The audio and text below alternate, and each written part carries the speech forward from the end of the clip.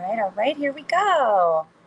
Hi, everybody. We are live on all the platforms. I got Jackaroo here with his little head on my lap wanting to participate.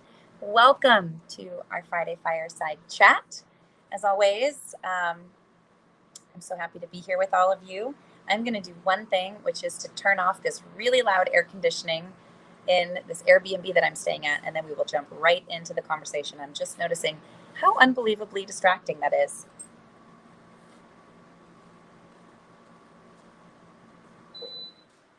Ah, so much better. Okay. So we've got a few people joining us. Welcome to our Friday Fireside Chat. I'm so happy to be here with all of you.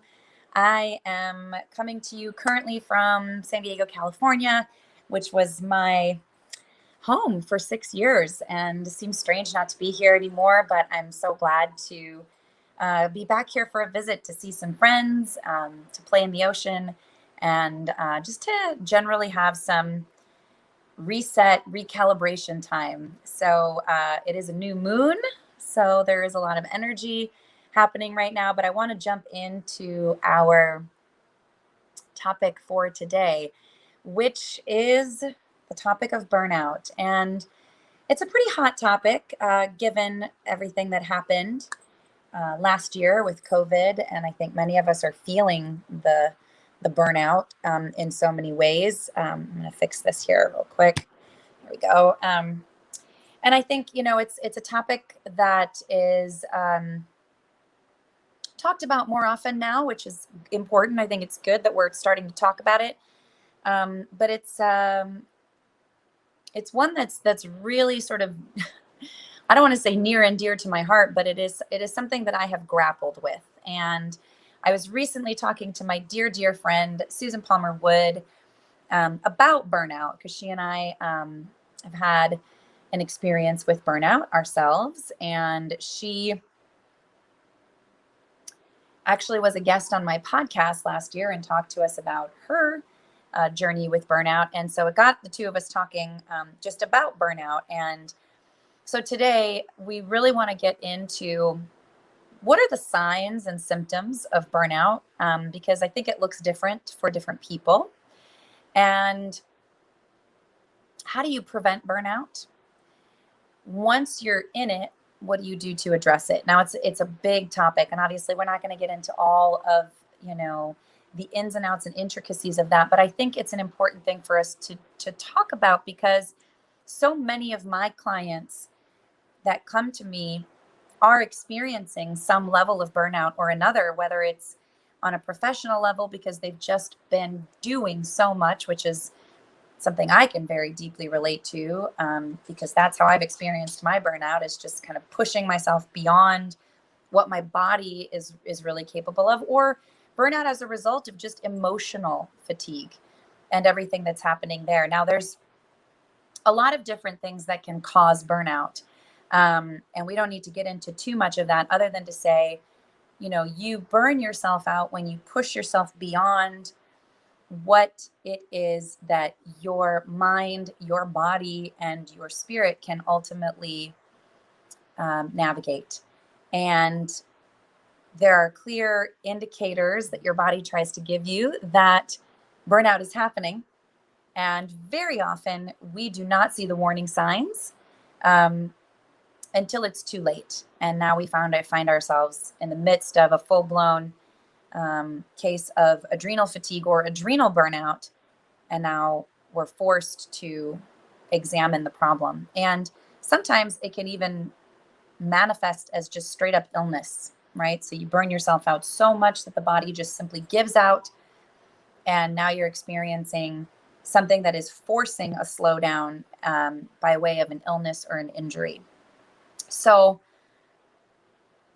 again, burnout can be a result of overtaxing the physical body by way of not getting enough sleep, pushing yourself too much in terms of the number of hours that you are in a space of output, be it sitting on your computer, working, the work obligations, or family, just parenting and taking care of your loved ones. But it can also be emotional burnout. where you find yourself in a situation where you are simply taxed mentally and emotionally by the circumstances that are going on in your life.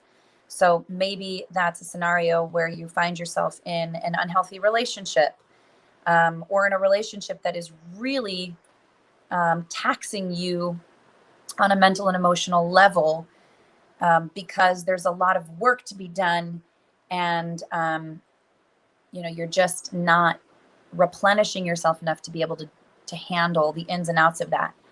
But it could also be because life has thrown you a curveball of some kind. Something has occurred.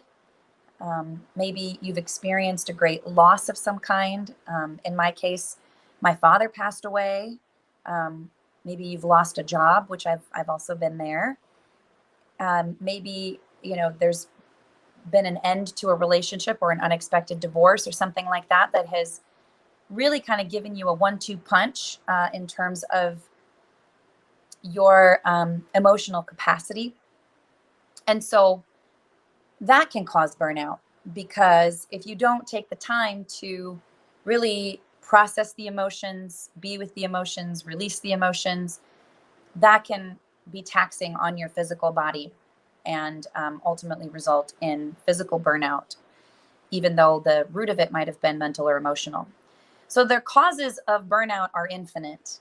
But really, what we're looking at is a situation where we're not listening to our bodies. We're not listening to the signs and signals that this incredible intelligence of our physical body is giving us. And we're pushing ourselves beyond what is really sort of the capacity for this physical body. And the signs and the symptoms can often look like things that you might not expect. It can look like brain fog. It can look like weight gain, meaning that you've put on pounds despite the fact that you haven't changed the way you've been eating and really haven't changed your exercise routine. It can look like inexplicable outbursts of emotions. It can look like, just absolute fatigue where you cannot get yourself up and out of bed to do anything. And in extreme cases, the symptoms can really lead to some physiological problems, whereby, your HPA axis, the hypothalamus, pituitary, adrenal axis is really thrown off because the adrenals are so taxed from constantly producing those stress hormones of adrenaline and norepinephrine, and ultimately cortisol too.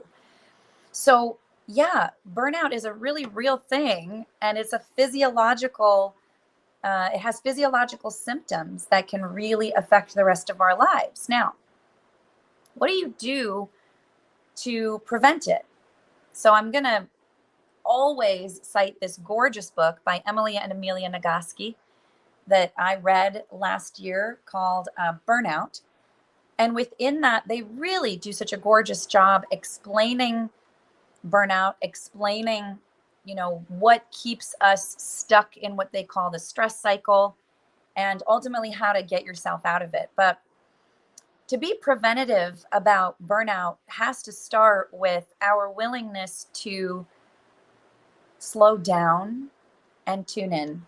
Slow down and tune in to our physical bodies, slow down and tune into our emotional bodies and kind of how we're feeling from one moment to the next. And also slow down enough to observe and recognize the mental activity. So if you consider what I just said, I'm offering that we really need to tap into the 3 centers of intelligence, right? The Enneagram speaks to the body, the heart, and the mind. So what's my body saying? How am I feeling? And what's the mental constructs, or what's the mental activity right now that's going on? So the ability to tune in enough to those things to realize like, uh-oh, I'm spinning out, or uh-oh, I'm exhausted. So it's our first step is just to slow down, and our ability to slow down enough to really tune into those 3 centers of intelligence and come into some amount of presence. The second step then is to recognize that there is stress happening in our lives. And again, to reference the beautiful book by the Nagoski sisters, Burnout, they talk about the stress cycle needing to be completed. And so it's not enough for us to just remove ourselves from the scenario where the stress exists, right? Okay, the stressor is gone. And so that's enough.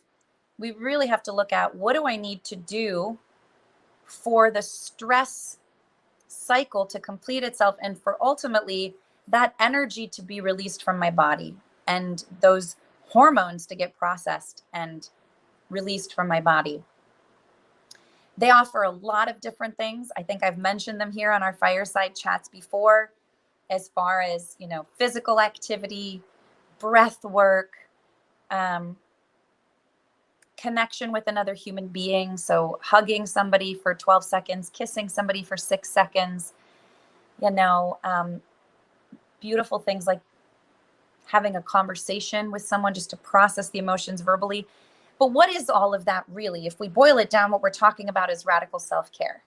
And you know that the primary, predominant pillar of my 7 pillars of radical resilience speaks to the importance and the fundamental foundation of radical self-care. So what we're looking at is there is, how am I supporting myself physically and taking care of my physical body, my emotional body, my mental body, and my spiritual body in a proactive way, and not just pampering myself with massages and pedicures. Those are nice, and that can certainly be a part of self-care, but that's not the sum total of what radical self-care really is.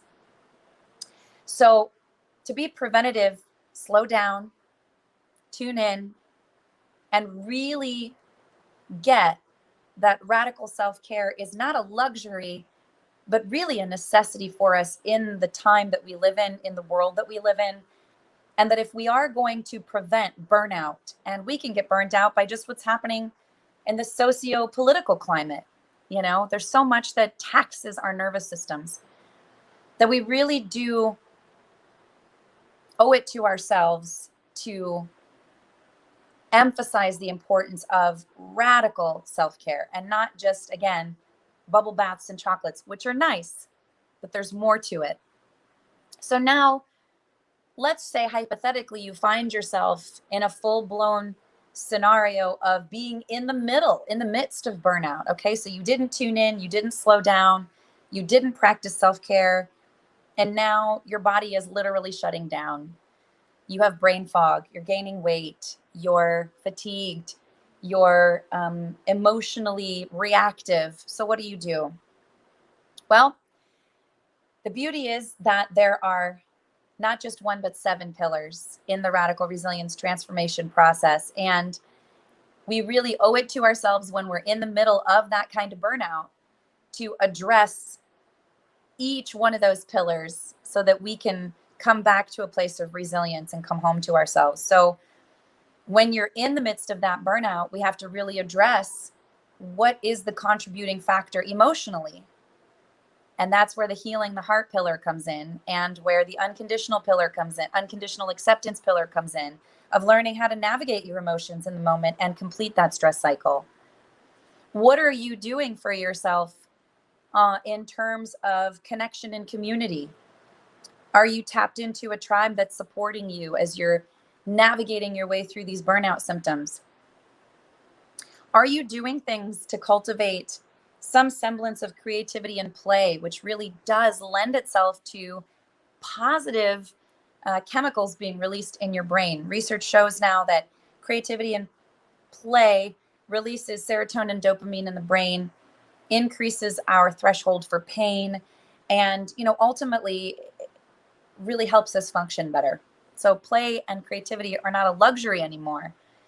And then things like joy is a daily spiritual practice, which can certainly be creativity and play, but might be as simple as just petting your dog. So there really are so many ways to navigate your way through that physical burnout that can be a result of whatever is happening in your life, both in terms of the actual events of your life, the events of what's going on in the world, and just physiologically what you're pushing yourself to do.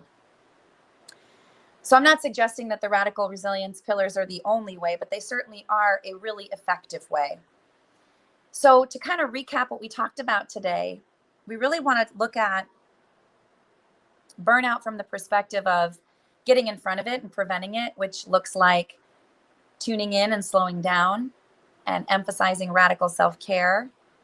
And then how do we address it once I'm in it, right? Which again is also about slowing down and really emphasizing radical self-care, and then ultimately giving yourself the time and space and permission to move through those other 7 pillars. Now, I understand these pillars are pretty darn self-explanatory, right? Lean in, unconditionally accept what's going on, say yes, navigate your way through those difficult emotions, heal the heart, clear and process trauma and baggage. Start to really understand the structures of your personality in terms of your identity and your purpose. Cultivate creativity and play and pleasure. Joy is a daily spiritual practice and connection and community. Those are the 7 pillars. They seem pretty darn simple and self-explanatory. But the truth is that it requires not just knowledge, but application and integration of these things.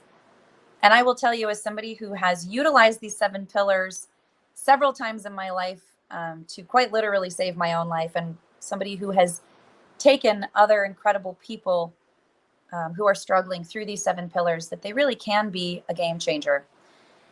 And so if you're looking at this and you're going, I really need help, and I really do see the importance of addressing what's going on in my life because I realize I just can't keep doing it this way anymore, I'm here to support you. These fireside chats are a great opportunity to receive some flash coaching and just to understand some concepts, but it's just the start, right? I'm happy to take this conversation with you further, delve a little bit more deeply into it, and look at how I can support you. So if you're tuning in and you're listening and any of this resonates with you, my invitation to you is to hit me up, right? So you can send me a direct message on any of the social media channels. You can email me. Email address is super easy. It's just my first name @pknyhealth.com. And you are welcome even just to leave a comment here, and I will happily respond to any of those comments or questions that you may have. So Koom, thank you so much for being here on Perform Live. I see you and I really appreciate your gift. And for those of you who are tuning in on some of the other platforms, I hope that this conversation has resonated with you. I hope that if you find yourself either on the verge of or in the midst of or at risk of burnout, that you tune in to this and you get the support that you need, and that you ultimately realize that you are worth it, that you are worthy of slowing down, that you also deserve to be taken care of, despite the fact that you might be taking care of everybody else, that you don't have anything to prove to anybody, and that you can really give yourself this gift and know that you matter, your presence matters, your contribution matters, and that you are so, so divinely loved and divinely held. So if there are no takers as far as coming on board and getting a little flash coaching, I'm just going to call this a wrap. We've been chatting for about, my goodness, 18 minutes. Who knew the time just flies when you're having a good time? But know that I'm here for you and that I'm happy to connect with you on a more one-on-one basis for what I call a divine deep dive call. It's 100% my gift to you. There's no charge for that. It's really just an exploration of how I can support you best. So I hope you take me up on that. And if not, that's totally great too. I continue to be here for you and support you in these small ways that I can. As always, I hope you'll join us on Tuesday for our weekly yoga classes. And we'll be back again Wednesday for our Wednesday walks with Jack. If you're tuning in on Instagram, that is exclusively an Instagram feature. We are only doing that on Instagram. And then, of course, we'll be back here on all the social platforms on Fridays for our fireside chats. If there's a topic that you're feeling like you really want to have on the table, maybe a burning question, I invite you to also put those in the comments or send me a personal message, and we will certainly address that on our upcoming fireside chats. With that, I'm going to wish you so much love and light and aloha, and I cannot wait to see you back here again real soon.